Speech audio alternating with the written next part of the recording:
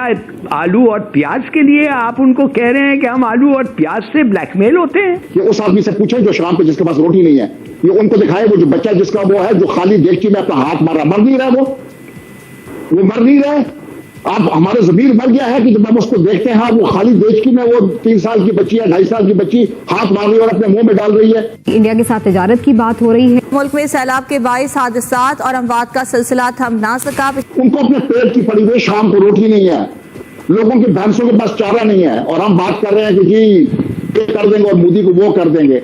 As the entire country gears up for Jan 22 Pran Pratishtha, I'm joined with a very special guest, American singer and India lover, Mary Milburn. I tell you, I'm so sad that I will not be present in India for this incredible and very meaningful inauguration ceremony for this beautiful edifice. I tell you, what a wonderful time! What a opportune time, certainly, to have this moment during this time in India. Certainly during an important season for the Prime Minister and the country at large. ये मुल्क भी अब लाशों की तरफ जाएगा।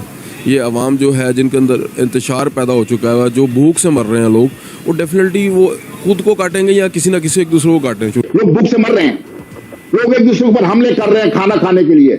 क्यों नहीं मर रहे लोग? कौन कहता है लोग नहीं मर रहे हैं? इस पे तो काउंटर क्वेश्चन ये होता है ना कि आपने इतनी देर से वो बंद भी अगर किए रखा तो उन्हें क्या फर्क पड़ा है? हिंदुस्तान को भी कोई फर्क नहीं पड़ता है। मतलब अगर हम उनसे कोई टमाटर मंगा लें या प्याज मंगा लें या कोई सब्जियां मंगा लें। राजस्थान में, इंडिया में कितने डैम्स बने? ये गलत की बातें जो है ना, ये बाद में करे, पहले लोगों का पेट भरे।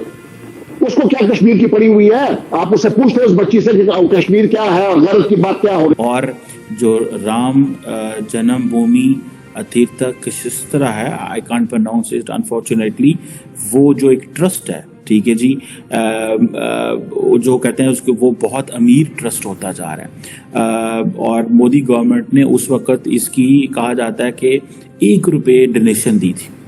मोदी गवर्नमेंट ने 1 रुपये की डोनेशन दी थी। इंडिया की जो स्पेंडिंग पावर है वो इतनी ज्यादा हो चुकी है कि इंडियंस ज्यादा से ज्यादा महंगी चीजें खरीद रहे हैं और नए से नया ब्रांड वहां पर पहुंच रहा है। आज भी दुनिया में फिरौनों, नमरूदों, शद्दादों, चंगेजों, तैमूरों, जारों की औलादों, फिर चंद नाम ले रहा हूं, इनकी हुकूमतें होती हैं। कि इंडिया का सिर्फ एक सिटी, अगर अयोध्या की हम बात कर लें तो वहां पर कहा यह जा रहा है कि बिजनेस इस तरीके से बूम कर रहा है कि जहां पर आज तक इससे पहले नहीं किया था। जाली 2 नंबर तरीके से लूट मार करके, रिश्वतें दे के, हराम की आदत आम करके नूंदी का गढ़ बनाया गया। किधर गया ये गढ़ घोड़ा? हमारी गवर्नमेंट को इस चीज की अलाउ करना चाहिए उन हिंदूज को कि यहाँ पे पाकिस्तान में आए और आके इन्वेस्टमेंट भी करें और विजिट भी करें अपनी जगह। उसकी वजह क्या है? उसकी वजह यह है कि अयोध्या में राम टेम्पल बन रहा है और आप जानते हैं कि उसकी इनॉग्रेशन के सिलसिले में तैयार, लेकिन फिर फंड रेजिंग शुरू होगी और ये जो ट्रस्ट है, राम जन्मभूमि का जो ट्रस्ट है, फिर करोड़ों रुपए यहाँ पे आए हैं। कहा जाता है कि ये मार्च 2023 तक 3500 करोड़ रुपए आया था इसमें। सो बहुत ज़्यादा पैसा है और तकरीबन ये सुनने में आ रहा है कि 900 करोड़ इसकी टेम्पल की जो कॉम्प्लेक्स है इसके ऊपर जो है वो लगा है। सिर्फ वो जो सिल्वर ब्रिक है उसकी कीमत 26 लाख रुपए थी। भिखारी साला। नमस्कार दोस्तों, स्वागत है आपका आपके channel EFC A to Z में। दोस्तों 22 जनवरी को राम मंदिर का उद्घाटन होगा। पूरी दुनिया में राम मंदिर की तरफ आकर्षण और उसके प्रति प्यार उमड़ रहा है। जगह जगह राम जी के लिए शोभा यात्राएं निकाली जा रही हैं और करोड़ों रुपए का दान राम मंदिर ट्रस्ट के लिए किया गया है। राम मंदिर ट्रस्ट केवल जो दान की गई अमाउंट थी उसकी FD के ब्याज से बन गया है। दोस्तों ये बात पाकिस्तानी मीडिया को जब से पता चली है उनके होश उड़ गए हैं।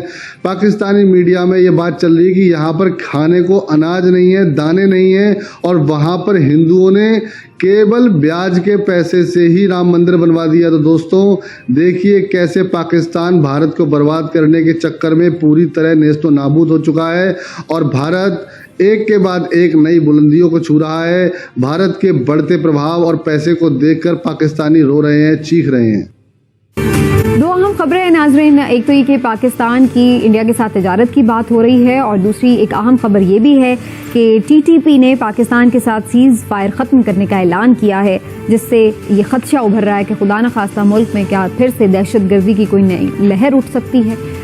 इन दोनों बातों पर बात करना बड़ा ज़रूरी है, बड़ी अहम ये दोनों खबरें हैं। इस वक्त हमारे साथ मौजूद हैं ब्रिगेडियर साद मोहम्मद साहब। से पहले सर, ये जो बात हो रही है कि पाकिस्तान को इंडिया के साथ ट्रेड ओपन कर देनी चाहिए और कहीं पे शायद अंडर डिस्कशन भी है, तो आप समझते हैं कि जो 2019 में पाकिस्तान ने ये सब रिलेशंस कट ऑफ किए थे, जो इंडिया ने किया था अगस्त का एक यकतरफा फैसला, तो उसके बाद आप लगता है कि ये प्रिंसिपल स्टांस से हटने की मुतरादिफ होगा? ये मेरे ख्याल में तिजारत में क्या प्रिंसिपल स्टैंड होना चाहिए। पाकिस्तान कश्मीर का मसला तो सन 47 से है और हम हिंदुस्तान के साथ जो है तिजारत कर रहे थे। बीच में लड़ाइयों की वजह से उसमें कोई खलल आया था। हिलाली साहब, आपका क्या मानना है? क्योंकि इस पर जब ये सारे रिलेशंस खत्म किए गए थे तो बड़ा ज्यादा एक एग्रेसिव मैसेज गया था कि जब तक आप अपना ये इकदाम वापस नहीं लेते 5 अगस्त वाला, तब तक हम आपके साथ नहीं ये मामलात बहाल कर सकते। तो अब आपको लगता है कि वाकई इतनी सीरियस सिचुएशन है फूड इन्फ्लेशन और फूड शॉर्टेज के हवाले से कि अब इस तरफ हमें ये कड़वा घूंट हमें बेशक लगे लेकिन हमें पीना पड़े? बिल्कुल नहीं, बिल्कुल ऐसी कोई सिचुएशन नहीं है, कोई नहीं मर रहा है। चीजें अगर महंगी हो जाएं थोड़ी सी, आप अपने प्रिंसिपल्स के लिए महंगा चीज नहीं बर्दाश्त कर सकते, आपको कॉम्प्रोमाइज करना है प्रिंसिपल्स। आप उससे जाके टमाटर और प्याज लेना चाहते हैं, फॉर गॉड्स सेक। लेकिन हिलाली साहब, फिर इस पे तो काउंटर क्वेश्चन ये होता है ना कि आपने इतनी देर से वो बंद भी अगर किए रखा तो उन्हें क्या फर्क पड़ा है? ना तो वो अपने 5 अगस्त के इकदाम को वापस लेने के लिए तैयार है, ना किसी फ्लेक्सिबिलिटी को शो करने के लिए तैयार हैं, तो उससे उन्हें फर्क भी तो नहीं पड़ा। नहीं पड़ा, बड़ी अच्छा, वो खुश भी हो। क्या बात कर रहे हैं? हम गेटेड कम्युनिटीज में रहते हैं, हमारे 1000 किलो भी हो जाए तो हम खरीद सकते हैं। ये उस आदमी से पूछे जो शाम पे जिसके पास रोटी नहीं है, ये उनको दिखाए वो जो बच्चा जिसका वो है जो खाली देख में अपना हाथ मार रहा, मर नहीं रहा, वो मर नहीं रहा। आप हमारे ज़मीर मर गया है कि जब हम उसको देखते हैं वो खाली देख में वो 3 साल की बच्ची या 2.5 साल की बच्ची हाथ मार रही है और अपने मुंह में डाल रही है। ये गलत की बातें जो है ना, ये बाद में करे, पल लोगों का पेट भरे। उसको क्या कश्मीर की पड़ी हुई है? आप उससे पूछते उस बच्ची से कि कश्मीर क्या है और गलत की बात क्या हो रही है और मोदी कौन है और नवाज शरीफ कौन है और इमरान खान कौन है।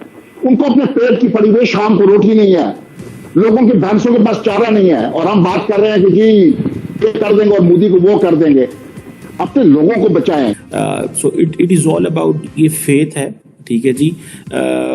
ये बड़ी अहम चीजें हैं, ठीक है जी। और प्राइम मिनिस्टर नरेंद्र मोदी ने जो उसकी फाउंडेशन रखी थी, जो सिविल ब्रिक, जिसका वजन 40 kg था, ठीक है जी।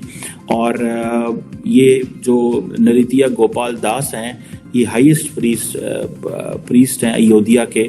और ये आप समझें कि इस ट्रस्ट ने अब जितना को पैसा इकट्ठा किया है, देखें बेसिकली लीडरशिप का काम होता है डायरेक्शन देना। सो मोदी साहब ने जब ₹1 डोनेट किया तो it means they open the flood get for all the donations that came from across the world. सुनने में ये आता है कि इस जो ट्रस्ट है इसको फॉरेन कंट्रीब्यूशन के लिए भी रजिस्टर किया गया ताकि बाहर से भी पैसा आए।